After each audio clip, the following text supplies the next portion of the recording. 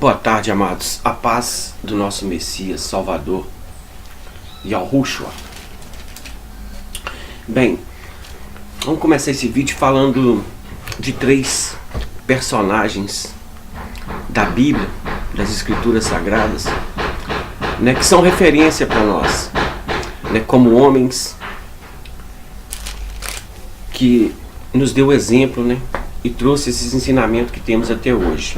Primeiro nós vamos ler em Isaías 53, o versículo 3, que diz o seguinte: era desprezado e o mais indigno entre os homens, homem de dores e experimentado no sofrimento, como um de quem os homens escondiam o rosto.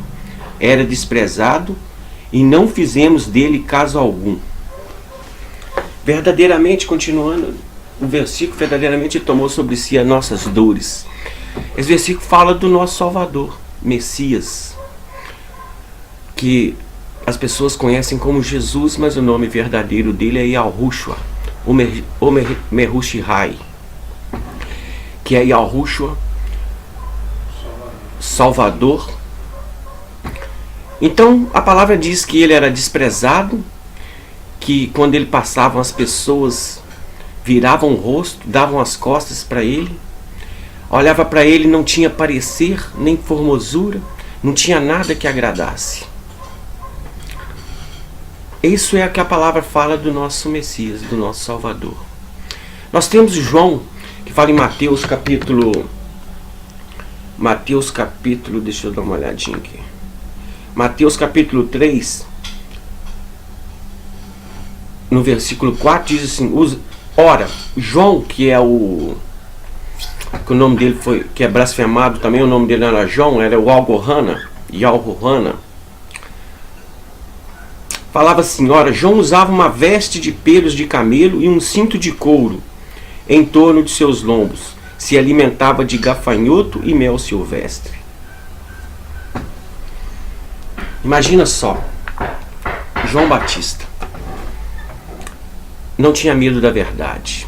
Ele falava intrepidamente com qualquer um sobre a verdade, anunciou a vinda do Messias. Ele não preocupou com a sua vida, ele não preocupou com o que achavam, com o que falavam, entendeu? Desafiou as autoridades na época para se arrependerem dos pecados, que estava próximo o reino dos céus. Em 2 Coríntios 11, 27, aí fala sobre Paulo. 2 Coríntios 11, 27, fala Paulo, que é o nome verdadeiro dele é Shaul.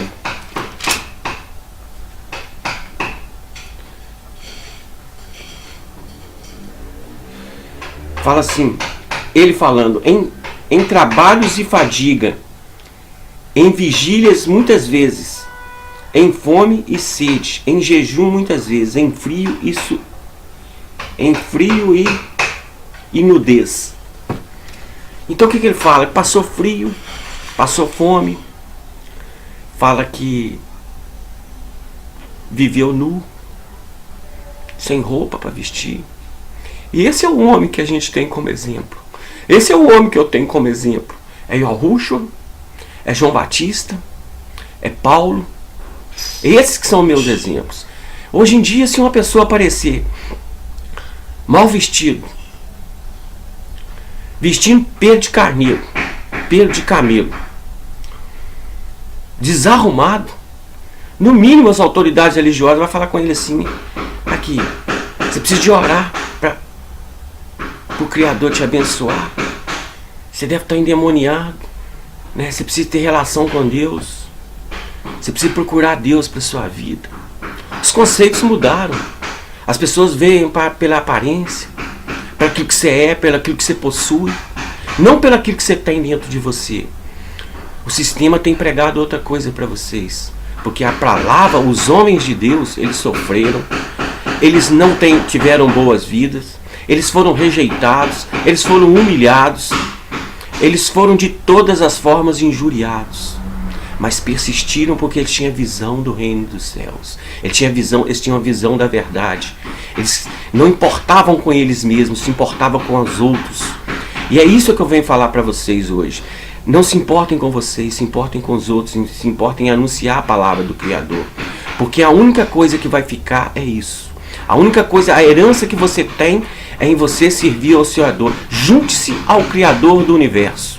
Essa é a melhor coisa que você pode fazer. Se juntar a Ele, colocar os princípios deles na sua vida, andar sobre os conceitos e preceitos dele, sobre os ensinamentos dele. Não por aquilo que o homem acha, por aquilo que o homem entende, mas pelo aquilo que a palavra diz, pelo exemplo, né? Olha o exemplo de Paulo, olha o exemplo de João Batista, olha o exemplo de Yahushua, o Filho que se tornou homem, o Deus que se tornou homem, e veio aqui para confundir. Né? E as pessoas ainda continuam confundidas, né? Porque dão valores a outras coisas que não sejam vaidade, que não seja aparência, que não seja ser bem sucedido, né? Hoje o sinônimo de estar bem com Deus é ser bem sucedido, mas esse não é o que a palavra anuncia. Inclusive quando Satanás desafiou o Salvador no deserto, ele proferiu essas palavras: pede o que quiseres que eu te dou, né? Te dou todos os reinos do mundo. Quem te dá é o mundo, né? É o Satanás que te dá as coisas, entendeu? Porque a palavra do Criador diz: se você tiver com que comer e vestir, esteja contente. Não seja ansioso pelo dia de amanhã, né? Cabe o dia de amanhã as preocupações com ele, né? Procure primeiro exercer a justiça do reino de Deus. Procure o reino de Deus e sua justiça em primeiro lugar. Então, nós estamos aqui para isso, para buscar a justiça do reino de Deus, para buscar o reino de Deus em primeiro lugar. E as outras coisas serão acrescentadas. Se você ver bem lá, está em Mateus 6. Antes ele fala assim, ó, ele fala sobre alimento, ele fala sobre vestimento, sobre alimentação, né? Fala sobre o básico que você precisa. E ele fala que se você buscar em primeiro lugar o reino dos céus e a sua justiça, todas essas coisas lhe serão acrescentadas. Mas do que ele vem falando? Ele vem falando de alimento. Ele vem falando das necessidades diárias. Ele não vem falando daquilo que prega, que você vai possuir isso, que você vai ter aquilo, que você vai ser aquilo. Aquilo que você possui é para dividir.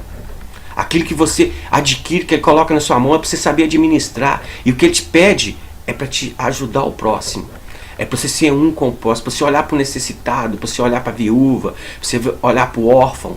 Essa é a palavra do Criador, né? E quando você vê uma pessoa, às vezes tem uma pessoa dentro do grupo que você reúne, que está passando necessidade, que está lá com dificuldade de adquirir uma roupa, está com dificuldade de adquirir trabalho, alguma coisa para se autossustentar.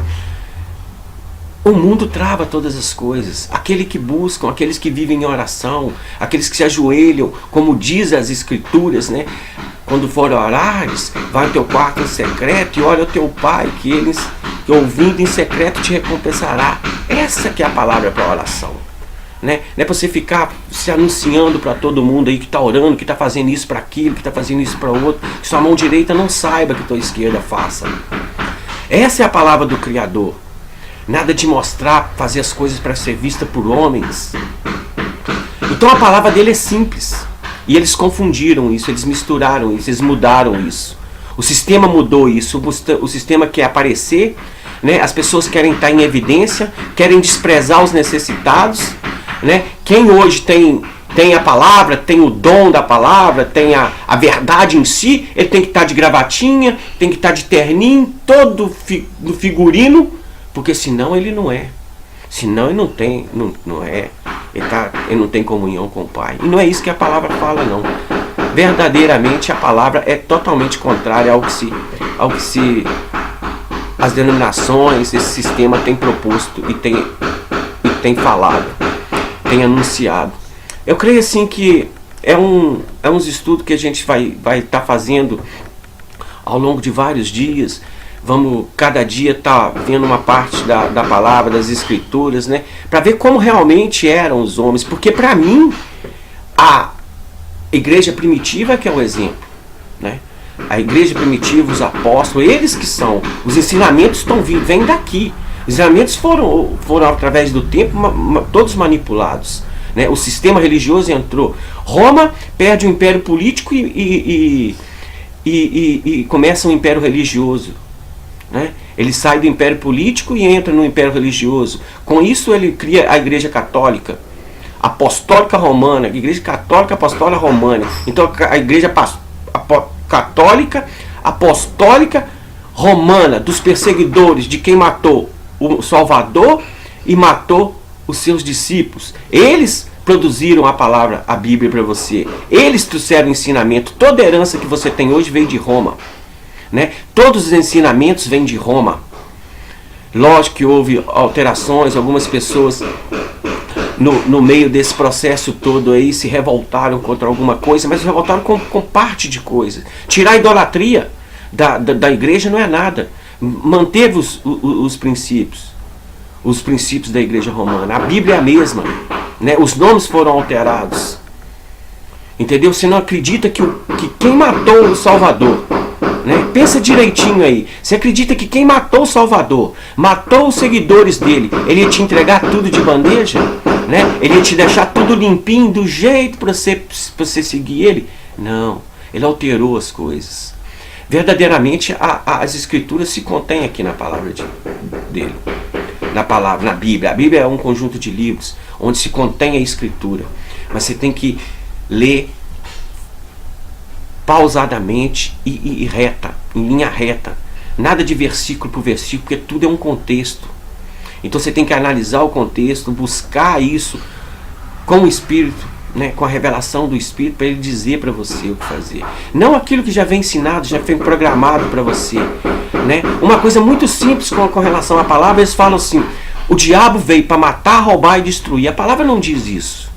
A palavra diz que os lobos devoradores vêm para matar, roubar e destruir. E que quando vem o lobo sim é o diabo, eles fogem. Né? Então, tudo que falarem para você, vê o contexto na palavra, vê todo, não vê só um versículo. Vê o contexto todo da palavra. O que quer dizer sobre dízimo, sobre oferta. Não é um versículo que vai aplicar o padrão para você viver. Não é um versículo que vai definir qual que é a situação. Cada situação, e muitas vezes na palavra, Paulo está explicando uma situação ali de momento. Muitas coisas era determinado por leis que regiam Israel. Que não é Israel também, o nome é... Eu esqueci agora o nome, que me fugiu da memória. Mas o nome não é Israel também, é um nome blasfemado, esse nome de Israel. Então, assim, muitas coisas que ensinam são coisas que foram determinadas. Montaram um curso de teologia, estudo de Zeus. Tel quer dizer Zeus, que quer dizer Deus. Estudo de Deus. E desse padrão, eles determinaram o que ensinar para você, de como ensinar. Né? E eles então vêm. Isso muitas vezes não é culpa de pastores. A maioria das vezes não é culpa. Eles vêm lá de cima. Vem lá de muitos anos atrás, o que foi determinado. Eles aprenderam errado também muitas coisas, né? Eles são inocentes nisso também. Mas eu creio assim que o Espírito do Criador para esse tempo é de reavivamento da palavra, né? É o Espírito de trazer a verdade, né? Ele permitiu que fosse oculta muitas coisas até hoje, mas hoje ele está trazendo a verdade. Ele está trazendo a verdade para que você conheça a verdade, né? Para que você coloque o coração nas coisas dele, não nas coisas ensinadas por homens, não nas coisas pré-determinadas por homens, mas nas coisas do Criador, né? Na mensagem que ele trouxe para você. Então, meus amados, fiquem na paz, né? Que suas vidas sejam ricamente abençoadas, grandemente abençoadas, que toda sorte de bênçãos pode estar sobre sua vida, sobre sua casa, sobre sua família, sobre seu trabalho, sobre seus filhos, né? Porque o Criador, ele tem tudo isso para você. Todas as bênçãos estão derramadas nas regiões celestiais. É só você estender a mão e buscar. Então, receba na sua casa, na sua vida, todas as bênçãos do Criador. E até outro vídeo. Amém.